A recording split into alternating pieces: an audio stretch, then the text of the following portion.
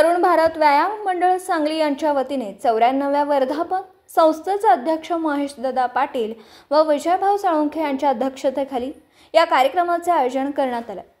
या वर्धापन दिनानिमित्त सादर करण्यात आलेले सांस्कृतिक धार्मिक या स्पर्धेमध्ये नाविन्य संस्कृती महिला मंडळ सांगली यांच्या वतीने उत्कृष्ट असा मंगळागौरीचा उत्सव साजरा करण्यात आला। यामध्ये सौ विनया कुलकर्णी, सौर्या नार्वेकर, सौ प्रणाली पाठक, त्रिवेणी शेटे, सौ अंबानी शेटे, ऐश्वर्या देवकर, सौ पूजा कुलकर्णी, सौ भक्ती गाणी मोठे, अश्विनी अखिवटे या कलाकारांनी उत्कृष्ट असं सादरीकरण केले। या कलाकारांचे सर्व स्तरातून व मान्यवरांकडून कौतुक होते। पत्रकार राजेंद्र शिंदे, झी न्यूज मराठी। आमची पोषण तुम्हीच आहे, तुम्ही आमचा विचार केला पाहिजे। आता ही परिस्थिती आहे बघा, भारतामध्ये हाय ते पण इकलं जात नाही आणि उगाच बाहेरचं मागून पोरांनी खायला घालतात आधुनिकच्या नावाखाली। त्यामुळे जरा विचार करा आणि घ्यावं गरिबाची भाजी।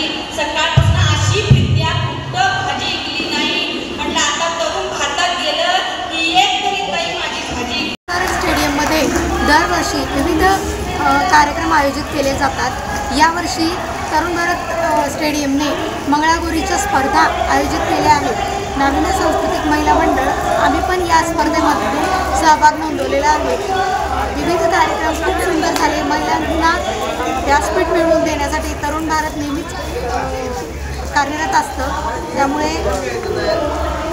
आम्ही त्यांचे धन्यवाद।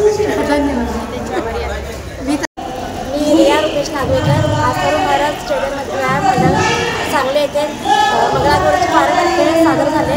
त्यामध्ये नाविन्य संस्कृत महिला मंडळाने सहभाग घेतला होता। तर माझ्या ह्या मैत्रिणी सगळ्या खूप छान खेळल्या, खूप चांगल्या केल्या। दरवर्षी त्यांच्या स्पर्धा होतात, पण आम्ही असेच स्टेडियमने दरवर्षी वेगवेगळ्या कार्यक्रमाचे आयोजन करत असते। यावेळेला तरुण भारत स्टेडियमने महिलांची पारंपरिक वेशभूषा आणि मंगळागौरीचे खेळ हा कार्यक्रम आयोजित केलेला होता। त्यामध्ये आम्ही पार्टिसिपेट पण झालेलो होतो आणि खूप छान वाटलं। आणि असंच तरुण भारतने दरवर्षी वेगवेगळे महिलांसाठी कार्यक्रम भरवावेत ही मी आशा करते आणि त्यांना पुढच्या वाटचालीसाठी शुभेच्छा।